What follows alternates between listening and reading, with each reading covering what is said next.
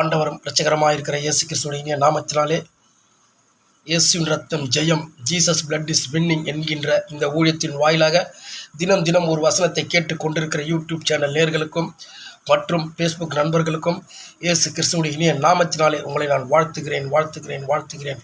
இந்த நாள் முழுவதுமாக நீங்கள் செய்கின்ற அனைத்து வேலைகளிலும் நம்முடைய கர்த்தராகிய தேவன் தாமே லகுவாக இருக்க செய்து இந்த நாள் முழுவதுமாக நீங்கள் செய்கின்ற அனைத்து வேலைகளையும் ஆசீர்வாதமாக இருக்க செய்வாராக. இதோ இந்த நாள் வேத வார்த்தை உங்களை கடந்து வருகிறது. பாருங்கள், மொத்தமே நம்ம கொடுக்குறது ஒரு 3லேருந்து 5 நிமிட செய்திக்கு மட்டும் தான் இடம் இருக்குது நம்ம கொடுக்குறதுக்கு. ஏன்னா அதுக்கு மேலே கொடுத்தா பார்க்க மாட்டாங்க. அதனால் ஒரு 5 நிமிடத்துக்குள்ளே நம்ம எவ்வளோ கொடுக்க முடியுமோ ஒரு ஒரு ஒரு அருமையான தேவ வார்த்தையை நான் கொடுத்துட்றேன். பாருங்கள், இன்னிலேருந்து ஒரு தலைப்பு வச்சு நான் கொடுக்கலான்னு முடிவு எடுத்திருக்கேன். கர்த்தருக்கு பிரியமான சகோதரிகளே, யூடியூப் நேயர்களே, ஃபேஸ்புக் நண்பர்களே, பாருங்கள், இன்றைக்கி 2 வித குறிப்பு இந்த 5 நிமிடத்தில் கொடுக்க போகிறேன். முதல் குறிப்பு பார்த்தீங்கன்னாக்கா, மனிதனுடைய நியாய தீர்ப்பு, தேவனுடைய நியாய தீர்ப்பு. பாருங்கள், தேவன் எப்படி நியாயம் செய்கிறார், மனிதன் எப்படி நியாயம் செய்கிறார் என்பதை பார்க்க போகிறோம். பாருங்கள், முதலாவதாக தேவன் எப்படி நம்மை நியாயம் தீர்க்கிறார் என்பதை எடுத்துக்கொள்ளலாம். சங்கீதத்தின் புஸ்தகம் 1ஆம் அதிகாரம் 4ஆம் வசனம் இப்படி சொல்லுகிறது: துன்மார்க்கரோ அப்படி இராமல் காற்று பறகடிக்கும் பதரை போல் இருக்கிறார்கள். ஆகையால் துன்மார்க்கர் நியாய தீர்ப்பிலும் பாவிகள் நீதிமான்களின் சபையிலும் நிலைநிற்பதில்லை. கர்த்தர் நீதிமான்களின் வழியை அறிந்திருக்கிறார், துன்மார்க்கின் வழியை அழிந்து போம். அல்லேலூயா. கர்த்தருக்கு பிரியமான தேவ ஜனங்களே, பாருங்கள், ஆண்டவர் எவ்வளோ அழகாக போட்டிருக்காரு பாருங்கள். துன்மார்க்கர் அப்படி இராமல் காற்று பதறடிக்கும் பதர் என்பது என்ன? பதர் என்பது என்னன்னு கேட்டினாக்கா, மேல் இருக்கிற தோல் உரிக்கப்பட்ட அந்த பொருள் தான் பதர். பாருங்கள், உதாரணத்துக்கு இந்த செய்தியை நான் என்னோடய சபையில் கொடுத்தேன், ஏஎம்எம் சர்ச்சில் துறைப்பாக்கத்தில். பாருங்கள், அந்த பதர் என்பது என்னன்னு கேட்டிங்கனாக்கா, ஒரு உமிழ் இருக்குது பார்த்தீங்களா, நெல்லை தனியாக பிரிச்சுட்டு அது மேலே இருக்கிற உமிழை தனியாக தூக்கி போட்டுடுவாங்க. உதாரணத்துக்கு பெண்கள் அரிசி பொடியும் போது அந்த உமிழெல்லாம் பறந்து போகும். ஆனால் ஆண்டவர் அதுக்கு தான் ஒப்பிடுறாரு நம்மளை. பதர், அதாவது காற்று பதறடிக்கும், பாருங்கள், பதரை போல இருக்கிறார்களாம் துன்மார்க்கர். ஆனால் பாருங்கள், ஆண்டவர் நம்மளை எப்படி நியாயத்திருக்கிறார்னா, கர்த்தர் ஆகையால் துன்மார்க்கர் நியாய தீர்ப்பிலும் பாவிகள் நீதிமான்களின் சபையிலும் நிலை நிற்பதில்லை. ஆமாம், அது ஆட்டோமேட்டிக்காக எப்படி அதை உதிரும் போது அந்த பதரெல்லாம் பறந்து போயிடுதோ. பாருங்கள், இந்த கிராமம் சைடு பார்த்தீங்கன்னாக்கா நல்ல நெல்லை ஒரு அரிக்கட்டு மாதிரி வச்சு அந்த நெல்மணியை தூக்கி அடிக்கும் பொழுது அரிசி இங்கே விழும். அது ஆட்டோமேட்டிக்காக அந்த பதர் எல்லாம் அந்த பக்கம் போய்டும். அல்லேலூயா. ஆமாம், பாருங்கள், துன்மார்க்கர் அப்படி இல்லாமல் காற்று பதரை போல் இருக்கிறார்கள். ஆமாம், இதுதான் போட்டிருக்கு வேதத்தில். அப்புறம் கீழே பாருங்கள், கர்த்தர் நீதிமான்களின் வழியை அறிந்திருக்கிறார், துன்மார்க்கின் வழியும். அல்லேலூயா. ஆமாம், நீதிமான அவன் குற்றம் சொன்னால் கூட அவருடைய வழியை அவர் அறிந்திருக்கிறார். அவருக்கு தெரியும் எப்படி நடக்கணும்னு சொல்லிட்டு. இதுதாங்க மனுஷன் நமக்கு கொடுக்கின்ற ஒரு நியாய தீர்ப்பு. ஆமாம், ஆனால் அந்த நியாய தீர்ப்பில் தேவன் என்ன பண்ணுறாருனாக்கா, துன்மார்க்கரை தனியாக நீதிமான தனியாக பிரிக்கிறாரு. அந்த துன்மார்க்கன் அவரு நியாயம் தீர்க்க வேண்டிய வேலை இல்லை. அவர் நியாயம் தீர்க்கும்போது அவனே என்ன பண்ணுவானாக்கா, காற்று பதறடிக்கும் பதரை போல் இருப்பான். ஆட்டோமேட்டிக்காக அந்த பதர்கள் எப்படி பறந்து ஓடுகிறதோ அதே போல் நீதிமான்கள் வயலில் துன்மார்க்கன் இருப்பதே கிடையாது, போயிடுவான். அல்லேலூயா. ஆமாம், பார்த்துக்கோங்க. ஒரு வசனம் போட்டுருப்பாருங்க.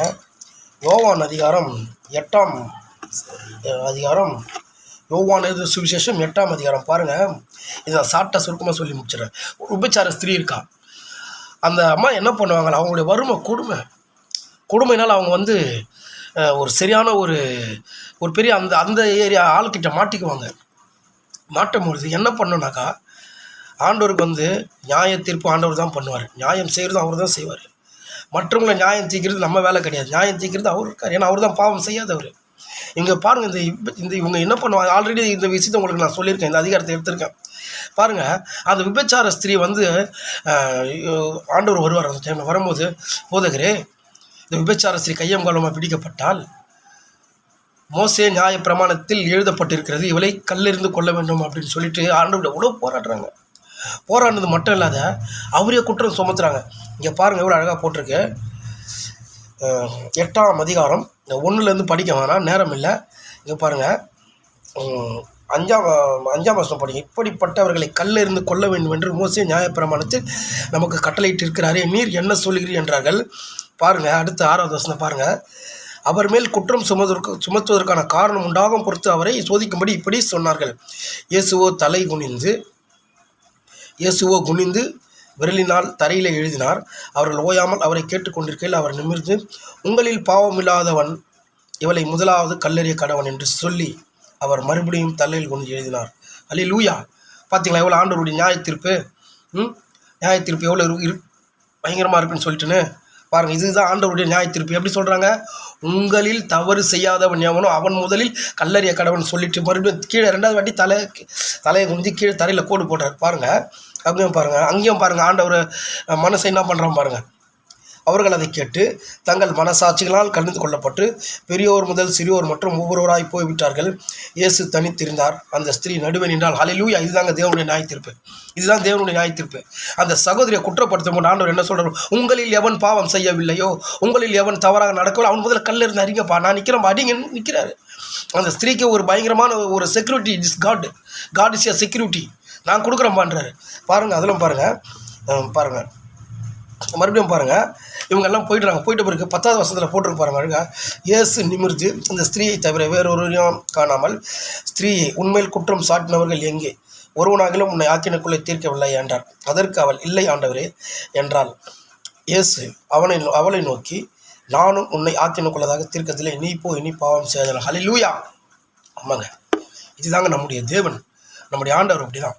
ஆமாம், பாருங்கள், இதுதான் பாருங்கள் ஆண்டவருடைய நியதி. இதுதான் மனுஷன் செய்கிற நியாய தீர்ப்புக்கும் ஆண்டவர் செய்கிற நியாய தீர்ப்புக்கும் பாருங்கள். முதலாவது நம்ம ஆண்டவர் செய்கிற நியாய தீர்ப்பு சொன்னோம், புரியுதுங்களா? ஆண்டவர் நிற்கும் போது மனுஷன் எப்படி நியாயம் தீர்க்கிறாங்க? அவளை கல்லிருந்து கொல்லணும். ஆண்டவர் என்ன சொல்கிறாரு? உங்களில் பாவம் செய்யாதவன் கல்லிருந்து கொல்லுங்கன்னு ஆண்டவர் நியாயம் தீர்க்கிறார். அல்லேலூயா. இதை கேட்டுக்கொண்டிருக்கிற யூடியூப் நேயர்களே, ஃபேஸ்புக் நண்பர்களே, ஆசிர் ஜேம்ஸ் சகோதரர் அவர்களே, உங்களுக்கும் சேர்த்து சொல்கிறேன், உங்களுக்கு கர்த்தர் சரியான நியாயத்தை செய்வார். ஆமாம், கர்த்தர் ஒரு விஷயத்தில் தலையிட்டார்னாக்கா அதை யாரும் ஒன்றுமே பண்ணவே முடியாது. போட்டிருக்கு, நான் உங்களுக்காக யுத்தம் பண்ணுவேன், நீங்கள் சும்மா இருப்பீர்கள் என்று. கர்த்தர் தான் இந்த தேவைச்சதை ஆசீர்வதிப்பாராக. இந்த சேனல் நீங்கள் சப்ஸ்கிரைப் பண்ணுங்கள், ஷேர் பண்ணுங்கள், மற்றவங்களுக்கு சொல்லுங்கள். இந்த ஒரு நாள் வசனம் உங்களுக்கு ஆசீர்வாதமாக இருக்குன்னு நான் நம்புகிறேன். நாளைக்கு இன்னொரு வேத பகுதியோடு உங்களை காண ஆவலாக இருக்கிறேன். கர்த்தர் தாமே உங்களை ஆசீர்வதிப்பாராக. ஆமேன், ஆமேன், ஆமேன்.